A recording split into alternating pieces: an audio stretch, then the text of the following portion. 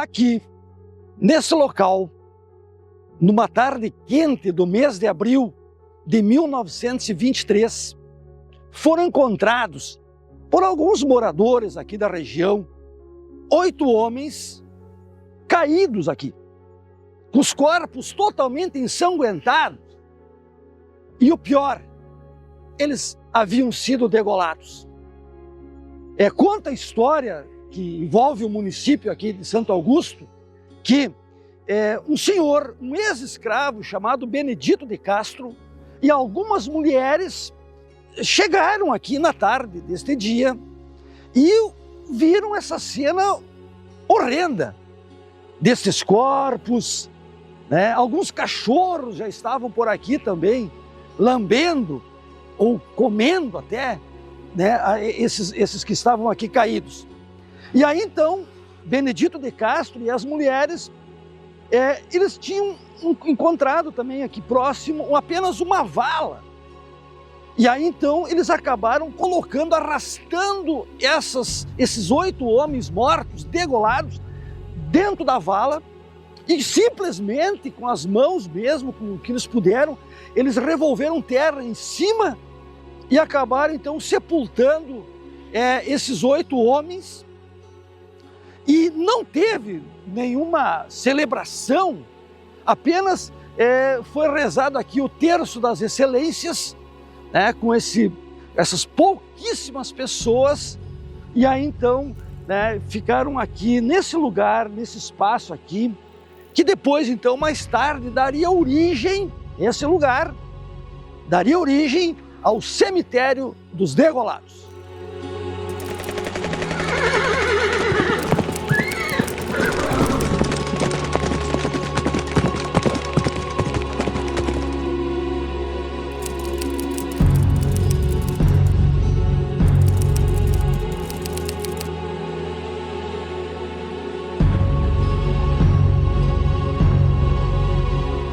Por que esses homens foram degolados?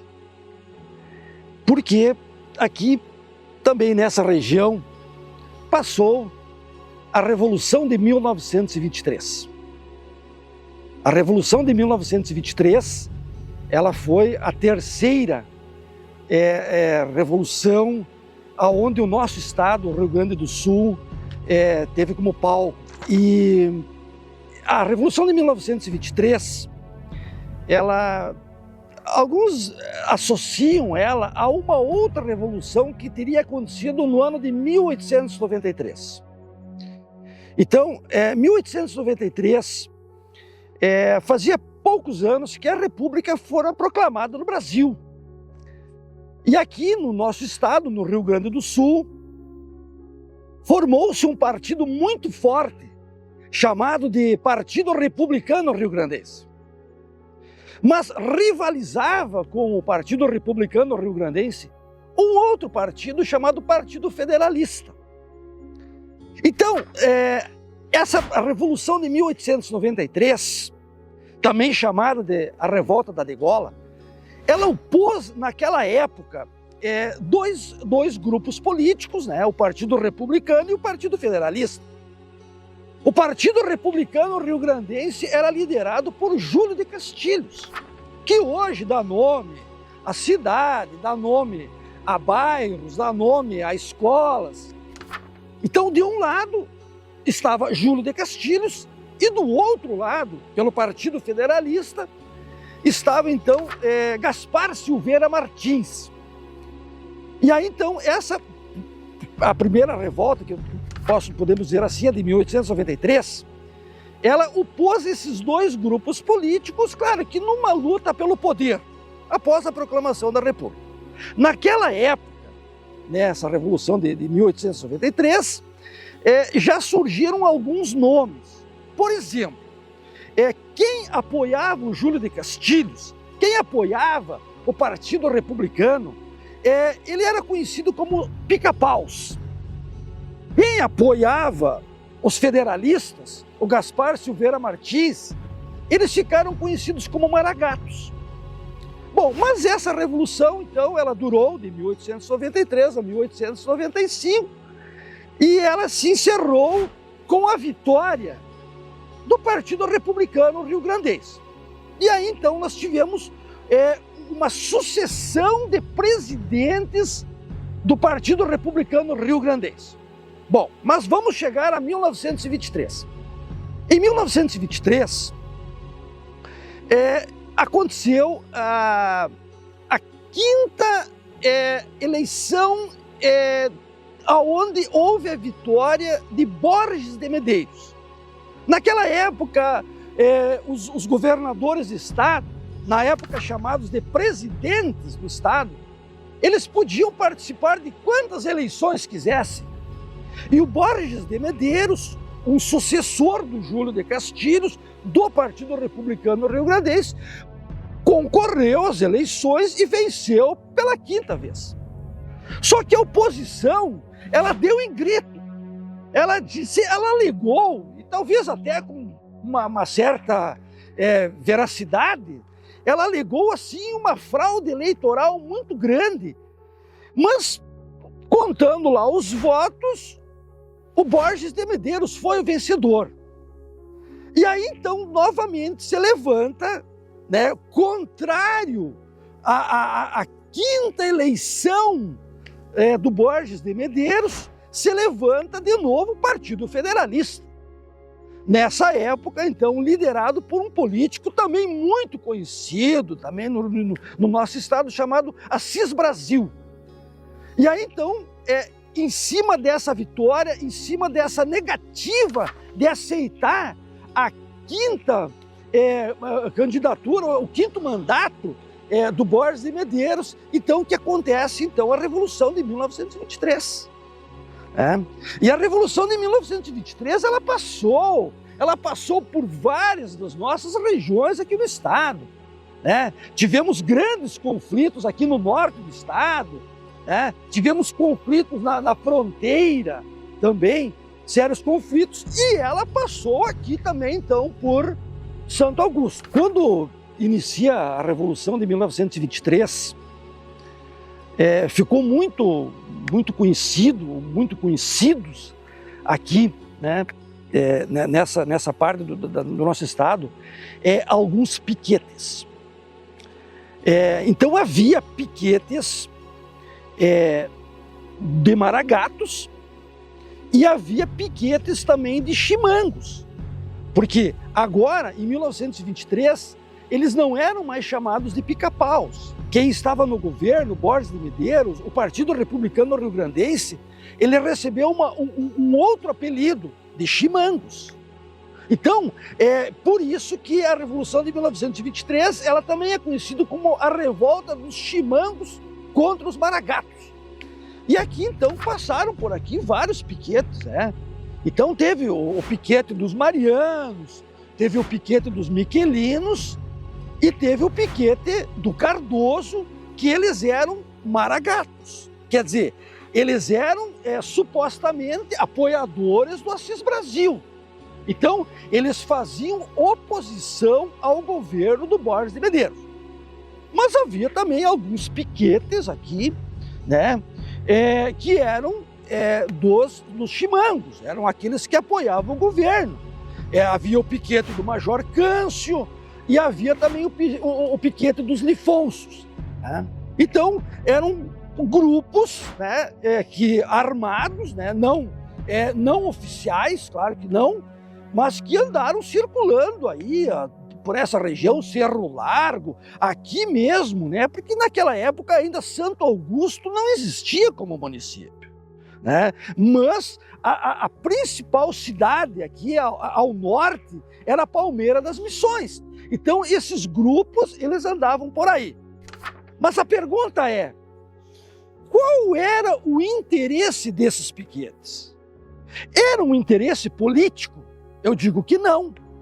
Não havia sim, claro que por trás talvez uma ideia de que eles fizeram oposição ao presidente da província, o presidente do estado, Borges de Medeiros. Mas assim, esses piquetes, principalmente desse grupo do Maragato, e aí eu preciso entrar agora em uma questão especial, no piquete do Cardoso, Esses caras aqui, ó, eles faziam arruaças por essa região. O que eles queriam mesmo, por exemplo, era roubar gado, ou roubar cavalos, porque essa aqui era uma região, era cheia de grandes propriedades rurais, grandes fazendas por aqui. E o que eles faziam? Eles justificavam por uma questão política, mas eles tinham interesse pessoal. E quando eu falo do Piquete do Cardoso, eu estou me referindo ao Carlos Cardoso. E ele era um cara que fazia horrores por aqui. Há muitas histórias do Carlos Cardoso de atrocidades contra pessoas que moraram aqui nessa região. No mês de abril de 1923, não se sabe a data, o dia certo, né? Vindo de Santo Ângelo, uma guarnição liderada então por Tarquínio de Oliveira. E ele veio para essa região aqui, ele era um chimango, né? Ele era legalista, ele era do Partido Republicano Rio-Grandense, apoiava o presidente eleito da época, o Borges de Medeiros. E eles teriam sido avistados, né, não muito distante daqui, quando nós estamos, né, ele teria sido avistado pelo piquete do Carlos Cardoso. E o Carlos Cardoso foi informado, olha, vem vindo uma guarnição militar. E o que vamos fazer? O Carlos Cardoso, ele teria dito, né, que eles iriam enfrentar essa guarnição militar. Ao que uma pessoa que estava junto com ele disse assim, mas eles são um exército, eles são muitos. Acho melhor a gente debandar, acho melhor a gente dispersar, porque não temos condições de fazer um enfrentamento. E aí, então, o Carlos Cardoso teria proferido uma frase que disse mais ou menos assim, que é homem, não teme, e enfrenta o inimigo de frente. E aí, então, ele não permitiu que o piquete dele debandasse, e aqui, então, né, muito próximo daqui, então aconteceu um combate, né? Diz que o tiroteio, né, escutado depois pelos moradores, teria durado muito tempo, um tiroteio muito forte, né? Um enfrentamento muito aguerrido de ambas as partes. Mas o Tarquínio de Oliveira, um militar experiente, ele venceu, ele levou a melhor. Inclusive, o Carlos Cardoso foi ferido nesse combate. Só que ele conseguiu fugir. Isso aqui era uma região, claro, que havia campos, mas era uma região de mato aqui. E ele conseguiu se embrenhar no meio desses matos aqui e ele fugiu, né? Mas assim, aqui ficaram muitos feridos, que também conseguiram fugir, né? Ao final do combate, então, estavam caídos aqui, esse espaço aqui, 6 maragatos mortos, morreram em combate. E duas pessoas, 2 maragatos, estavam vivos. Um gravemente ferido e o outro não. E aí então, o Estado-Maior do Tarquínio de Oliveira, né, os oficiais dele começaram, e agora, o que vamos fazer? E aí então surgiu a ideia de que vamos degolar. Bom, aqueles 6 que já haviam morrido no combate foram os primeiros a serem degolados, né? E aí largaram os corpos, enfim, já estavam caídos por aí mesmo e ficou por aí.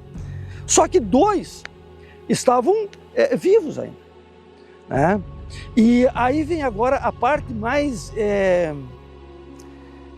triste, né, talvez desse conflito, daquilo que esse conflito deixou aqui nessa região, é que é o seguinte, havia 2 irmãos em lados opostos, Froilán Rolim. Do outro lado estava seu irmão Jovino Rolim. Só que eles estavam em lados opostos. Só que o Jovino era um dos feridos. E aí então, a questão é, e agora? O que vamos fazer? São dois irmãos, um defendendo os chimancos, outro defendendo os maragatos, um ferido. E aí então perguntaram para o Froilán Rolim, disseram, e agora? É teu irmão, o que vamos fazer com ele? E ele disse assim, pode degolar. Claro que isso talvez soa muito estranho a nós hoje, mas ele depois teria dito, teria se justificado, né, que disse assim, ó, se eu tivesse ferido e meu irmão tivesse bem, ele com certeza pediria que eu fosse degolado também. E aí então essa história, claro que essa história dos irmãos, essa história repercutiu aí por muito tempo, né? E claro que daí houve sempre aquela justificativa, de tentar justificativa, como é que um irmão consegue fazer isso para o outro irmão, autorizar a degola do outro irmão. E aí então, o que muito se falou, né, tempos depois, é que, bom, ele estava ferido, havia levado um tiro nas costas, né, e poderia ficar paraplégico, tetraplégico, alguma coisa dessa natureza, que daí então, para evitar o sofrimento do irmão, para evitar o sofrimento do Jovino, o Froilán disse assim, autorizou então a degola. Jovino Rolim é um dos 8 que foi sepultado aqui na tarde daquele dia. Aqui sempre os moradores, né, os moradores mais antigos, né, relatam que ninguém gostava muito de passar aqui por perto. Então surgiram lendas, né, de assombrações, de que pessoas que passavam por aqui pudessem ver alguma coisa, ou teriam visto alguma coisa, que pessoas que passavam por aqui escutavam gemidos, escutavam vozes, escutavam gritos. Então tudo isso faz parte, né, desse imaginário, né, dessa história aqui do cemitério dos Degolados. Com o passar dos anos, ficou aqui então, né, conhecido esse espaço, né, como cemitério dos Degolados. No entanto, outras pessoas aqui da comunidade, nós temos aqui bem próximo de nós aqui a Vila Pedro Paiva. Antigamente isso aqui era chamado de Portão Velho, né? Então pessoas aqui da comunidade que foram a óbito acabaram sendo enterradas aqui também. Então, né, nós temos aqui também túmulos, né, de outras pessoas, né, que viveram do século XX também, morreram e foram sepultadas aqui nesse mesmo lugar.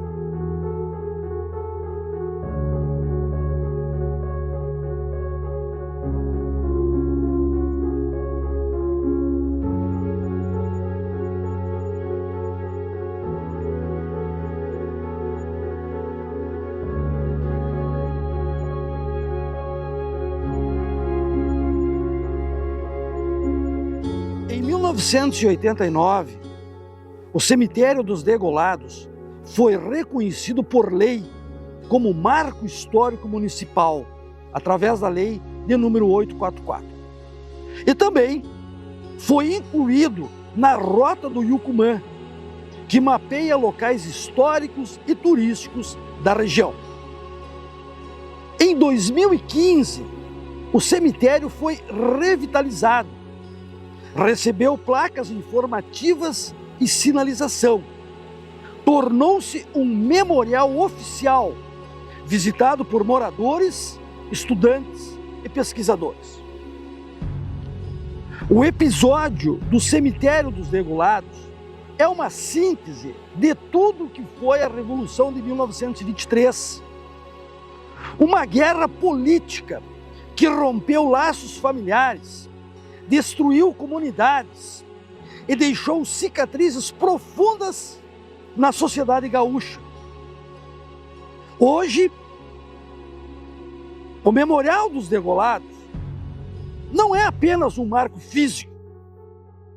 Ele é um ponto de reflexão, um lembrete de que as disputas políticas devem existir dentro dos limites do respeito e que a história, por mais difícil que seja, precisa ser contada, porque a memória, quando esquecida, se repete.